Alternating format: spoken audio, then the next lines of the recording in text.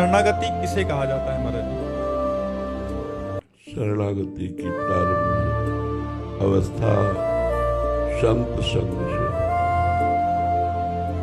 प्रथम भगति संतन कर संगा।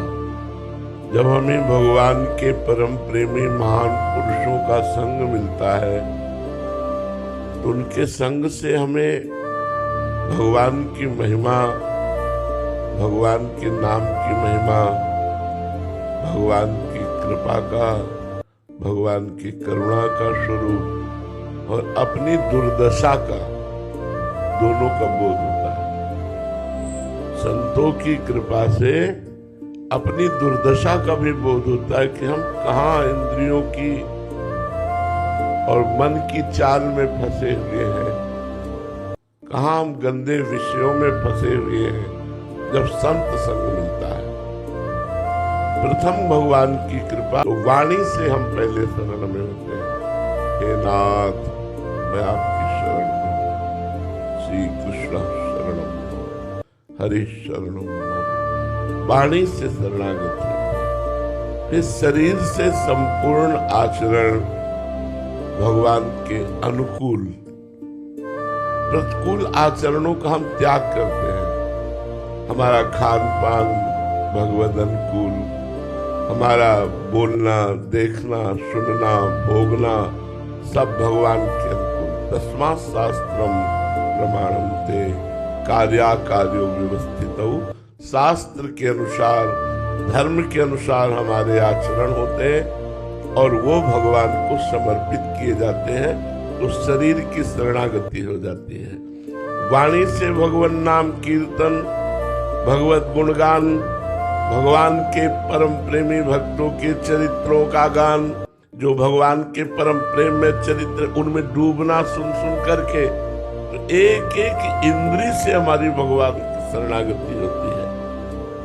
नेत्रों से सबको भगवत स्वरूप में देखना, कानों से भगवान की चर्चा सुनना, वाणी से भगवान नाम कीर्तन, नाम जब भगवान की प्रेममयी चर्चा करना, तब हमारा मन तैयार होता है शरणागति के लिए। मन इसके बाद तैयार होता, पहले नहीं तैयार होता। जब उसे चारों तरफ से हम भागवतिक वातावरण से घेर लेते हैं, तब अमल माने निर्विकार होकर मन भगवान की, जो ही मन भगवान की शरण में गया, यही स्वयं की अनुभूति भगवान के समीप होने लगती है। जो स्वयं की अनुभूति है वो मन और इंद्रियों की समीपता लिए है। जब मन और इंद्रियां भगवान के समीप शरणागत हुई तो स्वयं की शरणागति का अनुभव होने लगता है। यदि मन और इंद्रियां विषयों में है तो स्वयं विषयों में है, मन और इंद्रिया प्रभु में है तो स्वयं प्रभु में है। इसलिए तनुवांग मनोभिर अमलई सोहम तवै वाच्यता। शरीर से, मन से, वाणी से निर्विकार होकर, निष्काम होकर, हे नाथ, मैं स्वयं आपकी शरण में हूँ। शरणागति प्रारंभ होती है संतों से और पूर्ण भी होती है संतों से। भगवत प्रेमी महात्मा ही हमें प्रतिपल शरणागति की तरफ बढ़ाते जाते हैं। शरणागति का प्रारंभ हनुमान जी से हुआ विभीषण की, और पूर्णता भी हनुमान जी से हुई। हनुमान जी ही भगवान का साक्षात्कार करवा रहे हैं। तो संतों से प्रारंभ और संतों से पूर्ण, मन वचन कर्म के द्वारा भागवतिक आचरण करना और वो भगवान को समर्पित करना, ये शरणागति होती है।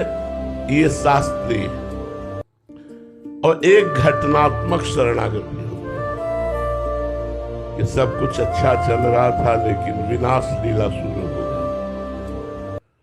धन नष्ट हो गया, संपत्ति नष्ट हो गई, परिवार के लोगों ने त्याग दिया, शरीर रोग से ग्रसित हो गया, कोई बोलता नहीं।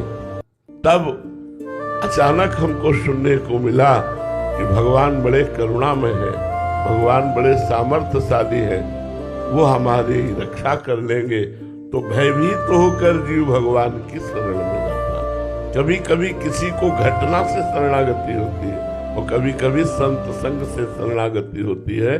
तो भगवान जिस पर कृपा करते हैं, युधिष्ठिर जी से कहा, बड़ा कड़वा शब्द है, मैं उसका सर्वनाश कर देता हूं।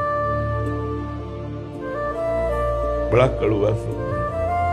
भगवान ने कहा युधिष्ठिर जी से, पहले धीरे धीरे बंधुओं से विक्षेप कराता हूं, फिर धन का नाश कर देता हूं, और फिर किसी काम का नहीं रखता हूं।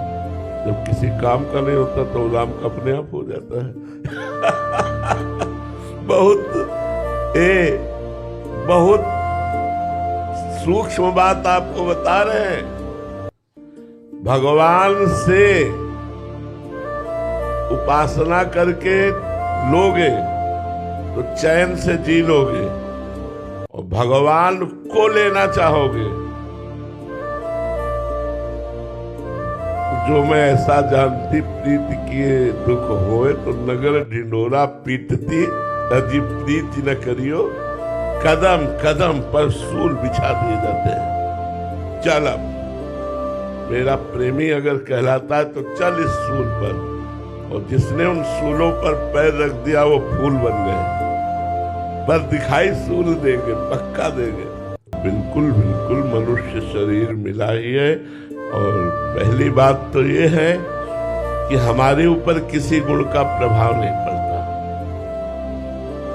अगर तीनों गुणों पर विजय प्राप्त करना चाहते हो तो पहली बात समझो कि हमारे ऊपर किसी गुणों का प्रभाव नहीं पड़ता, क्योंकि हम गुणातीत हैं। जो हमारा स्वरूप है, ममैवांशो, भगवान कह रहे हैं, ये जो भगवान का अंश है, ये चेतन अमल, अमल माने कोई भी विकार इसको कभी ना था, ना है, न रहेगा। वर्तमान में अंतःकरण पर गुणों का प्रभाव पड़ता है, और हम अंतःकरण में ममत्व कर बैठे हैं। अंतःकरण को हम अपना स्वरूप मान बैठते हैं। तो अंतःकरण में जो स्फुरित होता है उसे हम अपने में मान लेते हैं भ्रम के कारण। जैसे हमारे अंतःकरण में मन ने स्फुरित किया, मुझे ये देखना है, ज्ञानेंद्री से मिलकर के नेतेंद्री से उसने निश्चय किया मुझे देखना है, बुद्धि ने दस्तखत कर दिया। अब हम अपने आप राजी हो गए कि आज हमें ये देखना है। यद्यपि वो मेरी मांग नहीं थी, वो मांग मन की नेतेंद्री के साथ बुद्धि के सहयोग के द्वारा निश्चित की गई थी। हम उसे काट सकते थे क्योंकि हम उसके दृष्टा है, ना कि हम अंतःकरण है, पर हम उसमें लिप्त हो जाने के कारण आप चले गए और 3 घंटा समय प्रपंच में बर्बाद कर दिए। वो रजोगुण छा गया।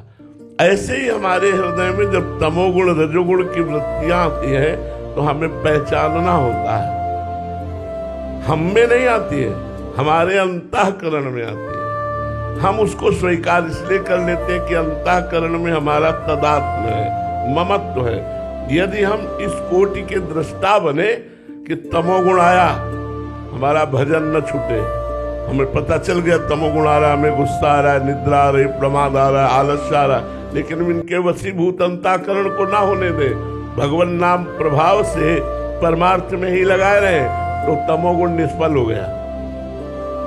रजोगुण आया, भोग इच्छा, धन इच्छा, मान प्रतिष्ठा, नाना प्रकार की राग द्वेष की इच्छाएं जागृत हुई। हमें पता है रजोगुण आया है, लेकिन हम भजन के परमार्थ के प्रभाव से उसका कोई भी प्रभाव नहीं पड़ने दिया, उसको निष्फल कर दिया, रजोगुण निष्फल हो गया।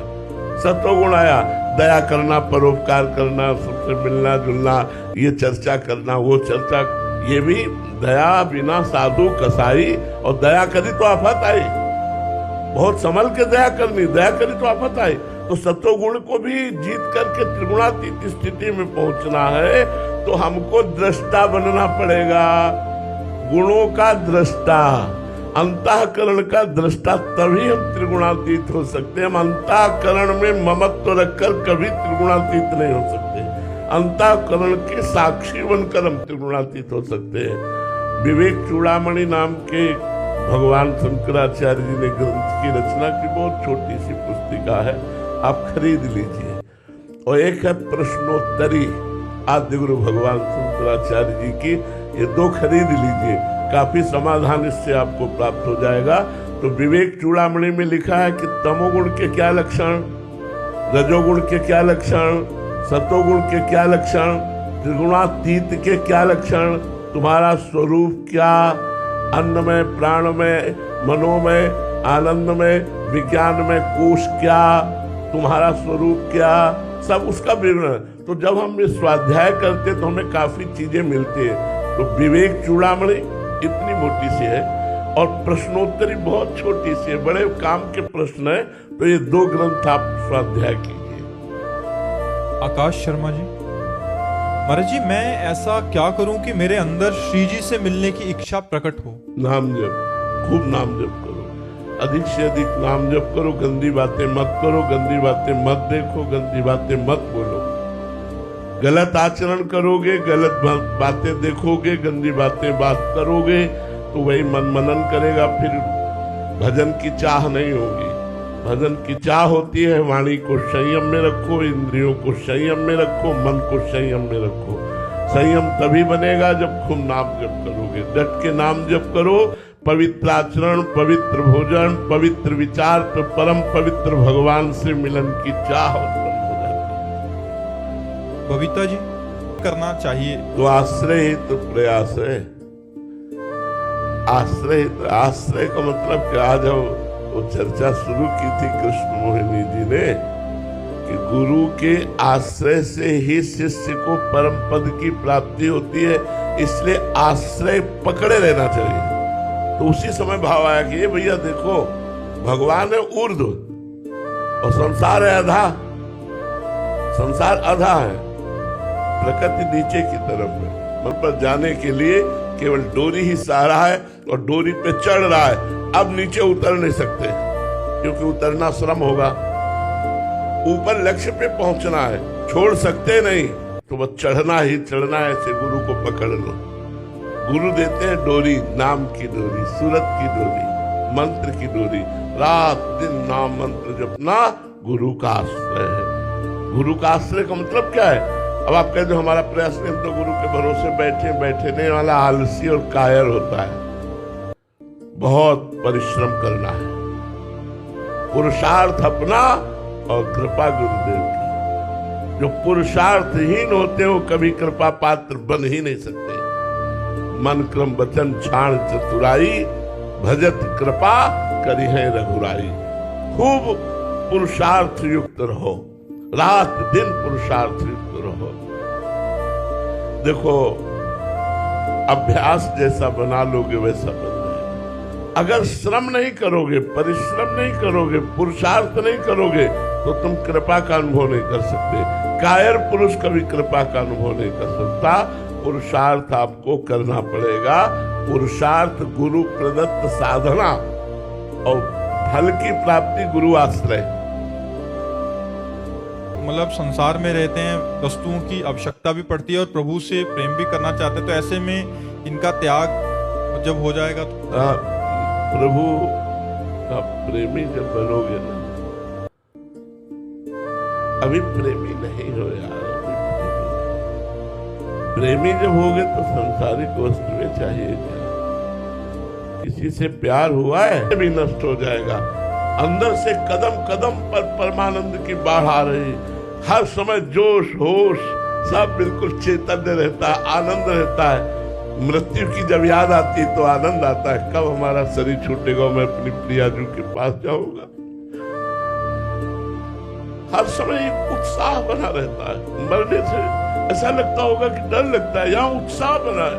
कब शरीर छूटेगा, मैं अपने प्रभु से, कब शरीर छूटेगा, मैं अपने प्रभु से मिलूं। जिन प्रभु की याद में पूरा जीवन, जिन प्रभु के चरणों में पूरा जीवन, उनके गले लगूंगा, वो मुझे स्वीकार करेंगे।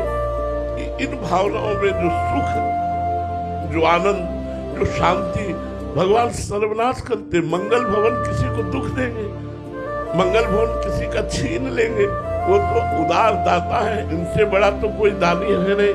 वो देते हैं, वो छीनते नहीं है। छीनते हैं विकार, छीनते हैं राग, छीनते हैं आसक्ति, छीनते हैं ममता। वो देते हैं परमानंद। आज तक किसी एक का बताओ भगवान के द्वारा मंगल हुआ तो बताओ, किसी एक भक्त का बताओ कि भगवान ने अमंगल किया है। हृदय की बात कहते हैं। उनके जैसा कृपाल, उनके जैसा मंगल करने वाला कोई त्रिभुवन में नहीं है। जो सुख भगवान दे रहे, एक किडनी के हजारों किडनी होती तो उतना मिलके सुख नहीं मिलता जो आज किडनी फेल होने पर हमें सुख भगवान प्रदान कर रहे हैं। ये हमारा कोई तो बुरा प्रारब्ध है, लेकिन भगवान की कृपा हर समय हमें प्यार दुलार दे। तो ये कोई न सोचे कि भगवान के मार्ग में चलने पर हमारा परिवार छूट जाएगा। इसीलिए तुम्हें बताया तुम्हारा परिवार कितना, 2-4 या हजारों की संख्या में हमारा परिवार, सब कुछ भगवान ने दिया है, सब कुछ भगवान ने दिया।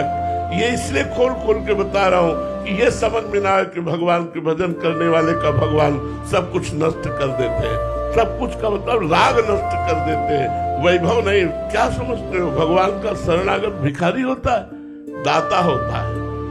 भगवान की शरण में आने पर जो सुख, जो प्यार, जो शांति, जो आनंद हो कहीं नहीं, त्रिभुवन में नहीं। इस शब्द का अर्थ समझना कि जो मुझे अपना मानता मैं उसका सर्वनाश कर देता हूं, वो है उसके विकारों का, उसके राग का, उसकी आसक्ति का नाश कर देता हूं, ना कि उसके परिवार का।